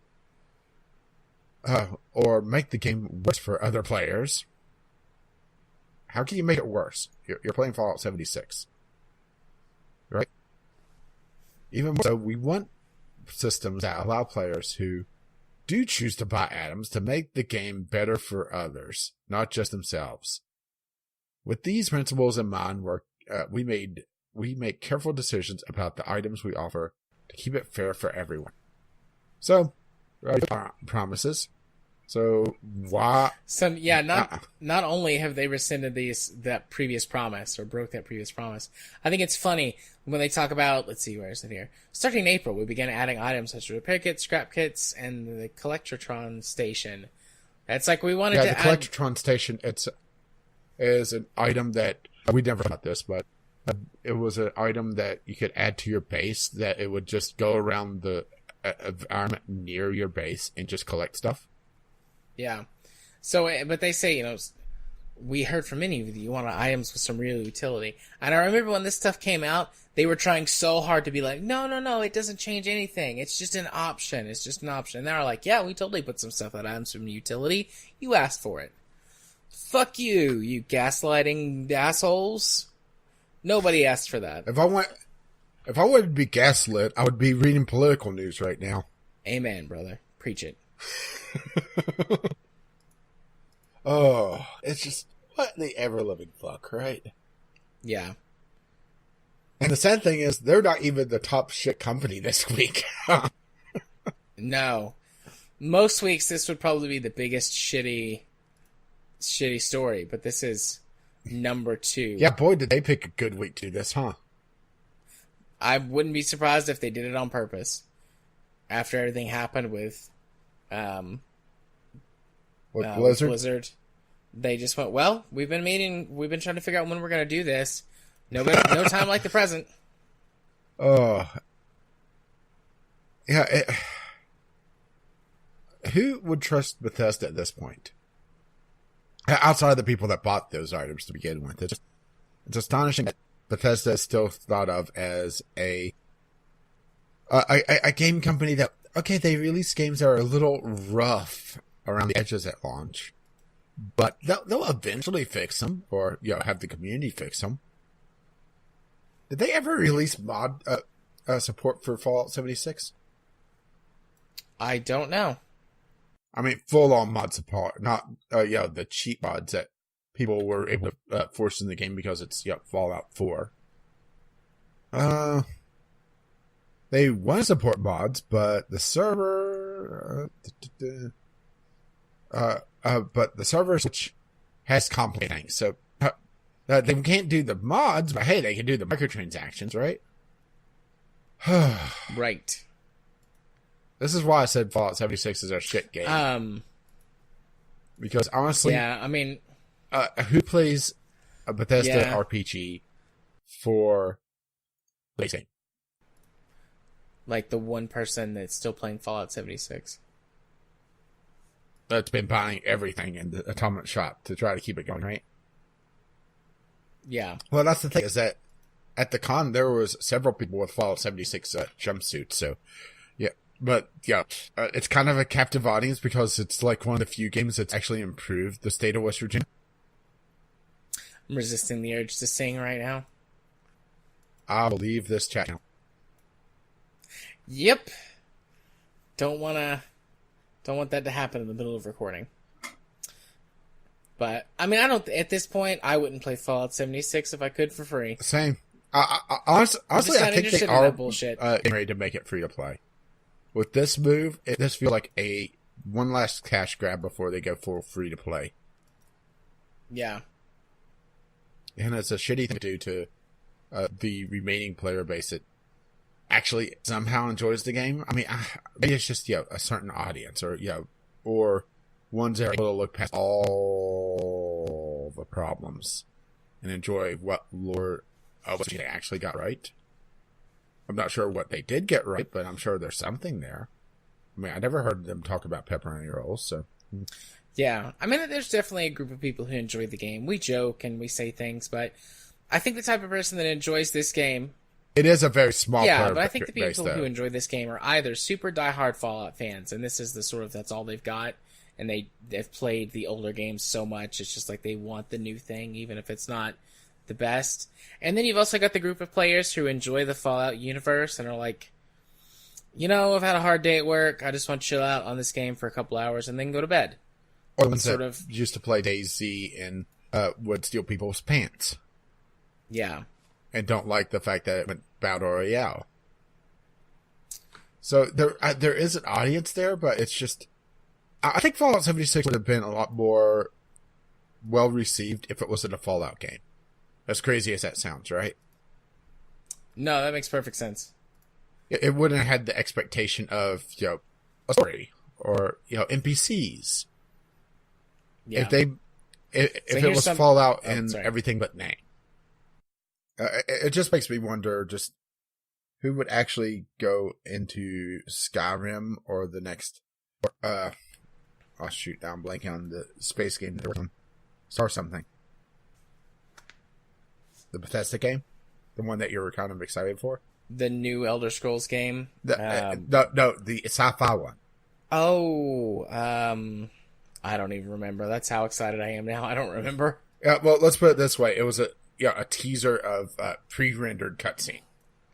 Both of them. But yeah, who would go into those two games now and expect Bethesda to hold up any promises that they make?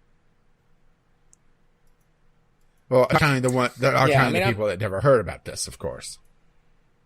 Yeah. I mean, I'm hoping for the best, but my expectations are very low at this point. because I want the next Elder And Scrolls at game last, to be the good. transformation is complete. Indeed. All right. Next topic. I'm just looking at the time. Yeah, we got plenty of time. These two are going to be fairly short. Moving on to our next topic, though. The Humble Monthly is becoming the Humble Choice. Whenever you pointed this out to me, I said I thought that this was already like known or in the works, but I think all they did was they tiered the Humble Monthly. But now they've changed it up again. I assume that they were just losing too much money doing the Humble Monthly bundle, because you were getting something like over $100 worth of games, because you would get a fairly new or brand new like AAA title and some expansion for it, or sometimes a couple of titles like that, and then you get a bunch of older indie games. But they were always saying like the value of this bundle is over $100. I just assumed they were losing money, because you got all that for like $12 or $13 a month. And you got access to their Humble Trove, which was a bunch of DRM free games, and then you got a discount on the store. So now they've gotten rid of that. If you've still got it, can be grandfathered in, and as long as you don't cancel your subscription, you get the equivalent of the Humble Monthly bundle, which is closest to the premium, I believe. Yeah, it looks like it's one extra game. Yeah. So, yeah, I mean, basically, if you have Humble Monthly and you want to keep it, hold on to it, because you're going to get absolutely screwed otherwise, because that's a hell of a price jump. Goes from $12 a month or $132 a year to $179.99, $180 a year, or $20 a month to get basically the same thing. Actually, one less game. So, yeah, I mean, that's tough, huh? Yeah, definitely. I don't necessarily think that their new, like, premium whatever is, like, a raw deal. It's a hard pill to swallow after Humble Classic. Let's put it that way. Yeah. So, 9 games in a month. Access to the Humble Trove and a 20% discount on other games that you buy. And unlimited access to their published original games and their betas. Like, that's not, like, a horrible. But yeah, compared to the Classic, it is, like you just said, a hard pill to swallow, because that is a much less value. You're getting fewer games and paying more money. But I mean, like I just said, they had to have been losing money on the regular, and that's why they made the change. Yeah, and the basic, from what I could tell, it's basically the pre-announcement. So, like, for this month, it would have been the Call of Duty World War II, Spyro Reignited Trilogy, and Crash Bandicoot Insane Trilogy, which is still a fairly good thing, but that's considering what they usually have, at least one decent game behind the curtain, it's tough to really give it up, Yeah. Because I had it for a while, and I got several good games out of it, to be sure. Mm-hmm. I also got some trash, but got some good games. I mean, here's the thing, is that they are having a light version as well, but it's just the Humble Trove, essentially, with a limited access to the published originals and betas, which we don't know what that'll be. And also, they're cutting the amount of discount you get in the Humble store. So they're basically splitting the Humble monthly into a very high tier or a subscription service for the Humble Trove, which has actually some pretty decent stuff in it. I mean, that's as far as I can tell, right? Yeah, before I stopped having Humble Monthly, I downloaded all of the games from the Trove that I was interested in. Something like 10 games. Then there's some good stuff on there. Yeah. There's also some trash, but... Yeah, and basically... here's the thing, is that it's an interesting choice, or interesting thing going into the choice system is that if you go into the cheaper tier, which is still more expensive than the current one, I want to add, where you're able to pick out 3 games from the current month and try to get the cream of the crop. Try to get rid of that some of the trash. It's still, you're not saving anything if you're a current subscriber. I think that's kind of where they're getting some bad press here, is that if they made it the same price instead of bringing it up another $3 a month, or adding, what is it, $3 a year, which honestly, if anybody's paying yearly, they're going to hold on to the classic with an iron grip, huh? Yeah, for sure. So make sure you make your one payment every year. Keep it for as long as they have it active. It's a hard thing to swallow, really, Yeah. People really don't like it when you take stuff away from them. And I realize that, a subscription model like this, prices change. Plans change. It's still going to piss people off when you raise the price by essentially $8 a month and give them one less game a month. Yeah. And subscription services do this regularly. They have a low introductory price, and then they bump it up. But we're seeing the same thing with Microsoft with the Game Pass, where the first was $1. Now it's $5 a month during the beta phase, and it'll go up to $10. It's just essentially the boiling frog theory, really. Well, but that's much more gradual. Yeah, true. Already discussed versus out of the blue. Hey, we're making this big change, and it's going to cost you a lot of money, and you're getting less for it. Yeah, and people don't like it when you take stuff away. I like my stuff, so that is also a true statement. All right, on to the last news topic of the night. Yeah, this one is pure conjecture based on EA changing some database stuff. That there's some indication that maybe EA is crawling back to Steam, which is interesting. Yeah, EA games, including Dragon Age 2, are probably coming back to Steam. Like you said, there have been some changes that indicate that EA might be returning to Steam with a lot of their games, or maybe their entire classic library, and we'll see for sure. And a test app update for Origin integration as well. But wouldn't be useful if they don't come back to Steam, right? Yeah. I don't think so.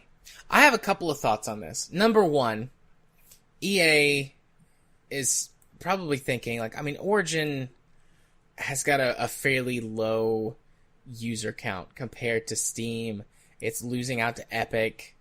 Microsoft is coming into the space. I've got 2 thoughts about this. One, they're going, okay, we want to keep our own platform, but all these older games that have been popular on other platforms, let's put them back there and get some more get some publicity, some good publicity. Could always use that, and some more money. Or they're thinking, God, we're getting our asses kicked by Epic Games, and Microsoft is joining the fray on PC. Maybe we should just go back to Steam, where it was easier and we didn't have to do anything. Those are my 2 thoughts for why this that is, of course, assuming that this isn't some intern around with database files somewhere. Right, but for the sake of discussion, I'm going to assume that it's a real thing. Yeah, I think it's just. And I think that's why they would be doing it. Getting lost in the shuffle as well. That now they're instead of being, let's say, third behind GOG and Steam, they're now fourth, maybe fifth. Whenever you consider Stadia coming up next month. Yeah. As well as Ubisoft also going into the subscription model, so you're seeing an increase there. And they have direct ties to Stadia, so they'll see an uptick as well. So I do think that this is, assuming, of course, this is true, because, this is pure conjecture. This is people speculating off data file changes that, could just be, an intern's job to go in and catalog things.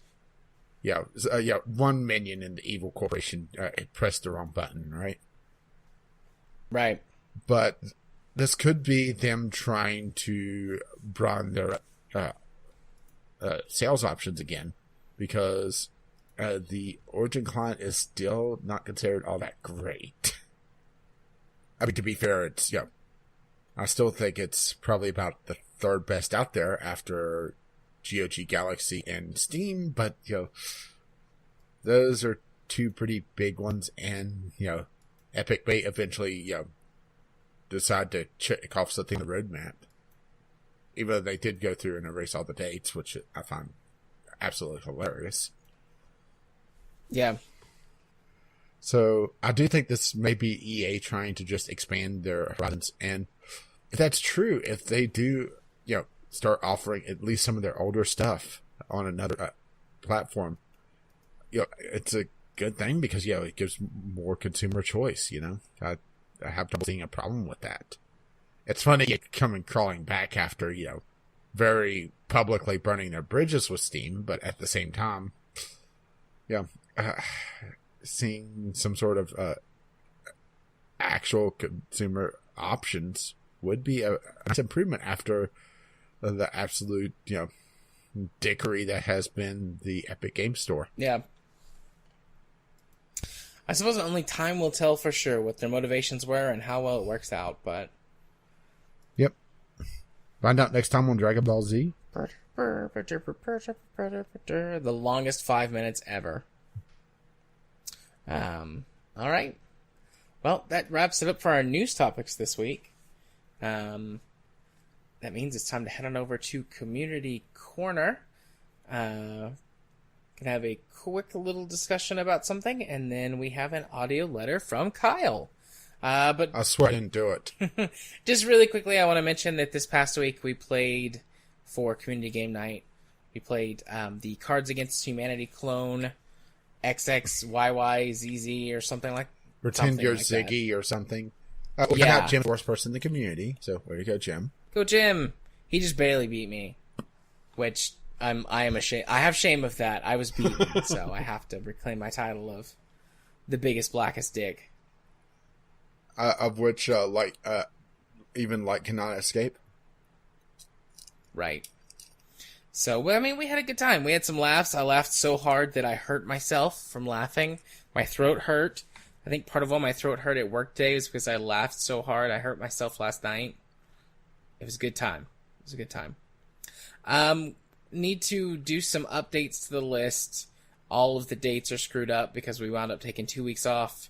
And after talking last night with some people, it sounds like DEF CON is not going to be the next game that we play. We haven't really talked about it very much. I need to take a look and just put something up that's fun and light and easy to get into. Please, everyone with suggestions for game night, please give them to me, even if you've given them to me before, but they haven't been implemented. Stay on me on those. I might have missed them, I might forget before I change the list. So it's important that if you want to see a game on Community Game Night, let me know, and we can find it somewhere to put it in on the schedule. And we'll add probably 3 or 4 weeks worth of games to the list by the time this episode is live. And if not, very shortly thereafter. That way we can get everybody back in sync, back on track, and back to enjoying games and life together. So, with that quick order of business taken care of, Kyle has sent us an audio letter, a review of Code Vein. So I'm gonna say this and get sort of metaphorically slapped, but it's anime Dark Souls. The things that have drawn or attracted me most to this game, for sure, are the huge amounts of character customization and the amount of just sort of anime silliness. I'm all about creating a busty, short, green and pink-haired lady as my anime fighter of choice. You can do a lot more than that in the creator. But I've also heard from Kyle, talking to him about this a little bit, and then his review. The game's got a lot to offer. Neither of us have played it, So there probably won't be much post-discussion. I do want to play it. I do want to get this game. But as of this moment, I have not. I keep hoping it's going to show up on Game Pass in a little bit. But it is a third-party developed game, so it might not. But I hope it does. Hang on, I did see something about new Game Pass games. So let me head over there. I mean, it was console-centric, but... Yeah, I saw that. I checked it out, and it's not on there. I mean, they were Outer World, so... And that's getting some actually decent reviews, especially for the Obsidian game. Sounds like it's less buggy than usual. So anyway, anime Dark Souls. Yeah, anime Dark Souls. So, it's been a while since I've done this, but here's Kyle. Good evening, J. Arthur and Caffeine Rage. This is Kyle coming to you with an audio review of Bandai Namco's latest outing, Code Vein. Now, if you're anything like me, you probably have no idea what the hell Code Vein is like. My experience with the game before I bought it was a ton of YouTube advertisements before my videos would start, basically showing off all of the anime action that lay within, but not really divulging much in the way of gameplay. Code Vein is a Souls-like game made by the same people who made Dark Souls. Now, just because a game is a Souls-like game doesn't mean I'm immediately going to like it. I have a bit of a history with this sort of game. Starting off with Dark Souls, I actually didn't like the game very much when I first played it. I had to sit down, go to the wiki, read a few things about how some of the game systems worked, and then I was able to fully enjoy this masterpiece of a game. I really liked Dark Souls 2 despite some of the weird design choices that they had within the game. It still scratched that Souls itch for me, and there's enough there that it warrants coming back to play through again and again. However, I didn't like Dark Souls 3 as much. It focused more on a Bloodborne-style quick combat rather than the more traditional take it slow, pick one enemy off at a time, very tactical combat of Dark Souls. Also, they took this game's difficulty and cranked it up to 12. Enemies were sword sponges and they hit like Mack trucks, and there was a tonal shift away from any build being viable in PvE and towards one build being dominant over the others, which I feel is from kind of turning their back on the design principles that made the Souls games up until this point fantastic and really, really replayable. The final Souls-like game that I've played that I'd like to talk about is The Surge. And Jared, I know you like The Surge, but god damn it, fuck The Surge. It's just, boy, I do not have time in this audio letter to go into why I dislike The Surge so fucking much. So the question is, do I like Code Vein? And the answer is, yes, I do like Code Vein. Do I like it more than Dark Souls? No, but there's very few games that I actually like more than Dark Souls. Code Vein has a more Bloodborne-style combat with a focus on quick hits and dodging, more so than hiding behind a shield. It also has more of a Demon's Souls layout, where the linear maps do loop back on themselves a bit, but not nearly as much as in The Surge. Alright, let's talk some pros and cons about this game to see if you might want to play it for yourself. Let's start off with the cons. There's not a lot of variety in enemy types. After you've completed the fourth area of the game, you've seen about 90% of all the templates they're going to throw at you, and everything else is basically just palette swaps. In addition, location assets are reused constantly in the game. Personally, I don't mind this so much because as a combat-focused game, you don't notice this in the minute-to-minute gameplay, but if you actually stop and take a step back, it becomes entirely obvious that there are a shockingly small number of assets in this game. Are either of these things deal breakers for me? Well, no. If you were listening earlier, I like the game. And as a programmer myself, I understand the value of reusing assets to save space, but here's the major difference. I'm a one-man coding team, and Bandai Namco has over 1,000 employees working on this. Personally, I wouldn't mind it nearly as much, if not for the next con. The game gets super laggy whenever it has to load in the next area, like noticeably laggy. It also throws up a barrier where you can't go back to the area you just were because the game has to deload that in order to reload in the next area. Personally, I wouldn't care so much if Dark Souls hadn't pulled this off with aplomb. There is barely any sort of framiness in the original Dark Souls when you're traveling from area to area.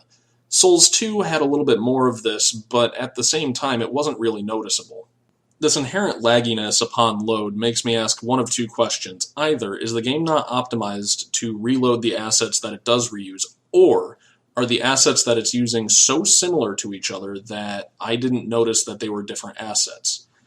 Either way, I feel that there is a lot of room for improvement in this area, and hopefully a patch comes along and makes this a non-issue anymore. But for now, this made its way onto my cons list. All that nastiness out of the way, let's talk pros. Far and away, the thing that sets Code Vein apart from other Souls-like games is its class and leveling system. Rather than leveling up individual stats that determine your build throughout the game, you just level up your character, and that gives your character a base level. That level is then run through a blood code, or class, that is selectable and interchangeable at any time during the game. This means that you are never going to run into the problem of having sunk your experience points into the wrong stat. Because you can change your class on the fly, and because your class determines what your stats are, that means you're never going to run into a problem of, oh no, I've sunk 99 points into resistance, and I now realize that is a stupid build, and I now must restart this game. In addition, each class comes with a number of special abilities that you can use that are initially locked to that class, meaning you would have to be that class in order to use those abilities. However, as you go through the game, abilities that you have equipped acquire a mastery. That means that they are no longer simply bound to the class from whence they came. That means if there's an ability that you like and a class that you don't like, all you have to do is one of two things. 1.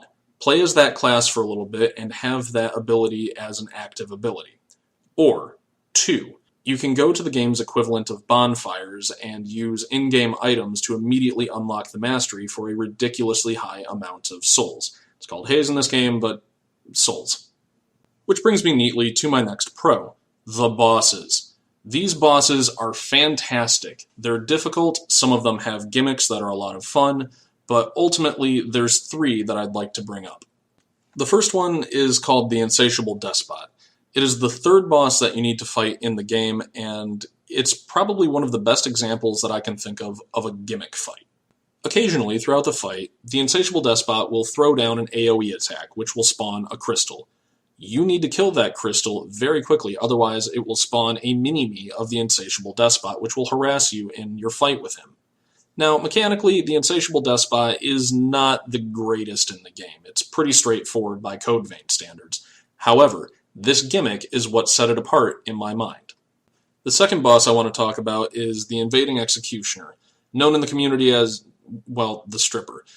The 2 reasons I want to talk about this are, number 1, I think this is the boss that, if J. Arthur does end up playing this game, will be the determining factor as to whether he will continue playing and enjoy this game or put it down and never pick it up again. 2. This was the point in the game in which my brute force method of just sticking with the same abilities and class that I had since the beginning of the game did not work. I had to start playing around with different classes and different abilities until I found a combination of things that would eventually fell this spinning, pole-dancing temptress of a boss.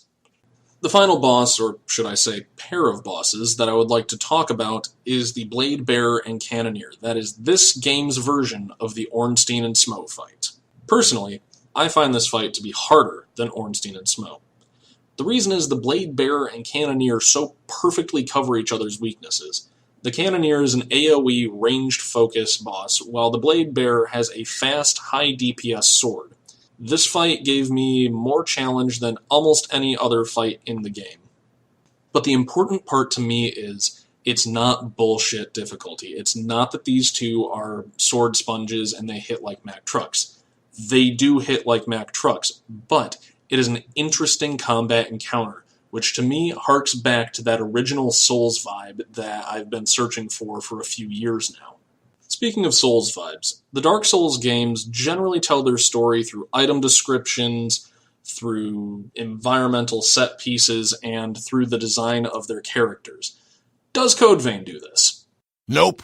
Code Vein chooses to be more reliant on dialogue, cutscenes, and, well, just generally be more cinematic, which is right in line with its anime style. There is a bit of hidden lore in the game through items which you can find on the ground called blood vestiges. However, the main story doesn't really need you to find these. It will just be a lot sadder if you don't. The thing I would like to talk about, though, the thing that took this game in my mind from, yeah, this is a pretty good story, to, oh, we're playing on this level, is this. right after you encounter the first boss that has any sort of importance to the main story, you get a cutscene with this character who has been following you, / you've been chasing him for the entirety of the game up until this point. And then an anime fight scene breaks out in a cutscene, but oh my god, it is the coolest, most fist-pumpinest moment that I have had in this entire game. So, what are my final opinions on Code Vein? First, if you can swing it, I would not pay $60 for this game. I'm about 24 hours in, and I'm at the second to last boss, so this game is pretty short, and I've been doing a decent amount of side questing, so I would wait for it to go on sale for about $40, which is, incidentally, what the original Dark Souls originally retailed for. Second, the character creator is ridiculously in-depth and very cool. There's one thing that I'm a little bit sketchy on, and that's you get to pick a voice for your character, but your character is a silent protagonist, so I don't know if that comes into play later in the game or at the end of the game, but it struck me as a little weird in cutscenes where my character would just nod and there was implicit talking, but he never actually used the voice, which I picked for him. Overall, great game. I like it. Jared, I'm at about an 80% as to whether I think you would like it. Rage, you don't like Souls games to begin with, so yeah, 0% on that. I give this one a hard pass. However, to anybody in the audience, if you like Souls games and you like anime, I give this a shot. And for anybody looking to get into the Souls-like series, I would actually start here. The mechanics are pretty easy to get your head around, and there's not a whole lot of obfuscation through layers. Anyways, I think it's about time to put a bow on this monstrously long audio letter. I've been Kyle, and thanks for listening. Moving on from Kyle's letter, which thank you very much. Glad to have the male male crickets gone for this week. Rage, where can they send things to us if they want to do so? Well, you can send them to vglpodcast@gmail.com or tweet them to us over at vglpodcast on, well, the Twitter. The bird's still dead, so we haven't seen anything over there in a while. So, go wake up. Indeed. So, Discovery Queue? Mark? I'm not gonna lie, I'm starting to fade out. I'm feeling pretty sleepy. I could make it through one, but I don't know how entertaining I'm gonna be. That's different how? That's mean, but fair.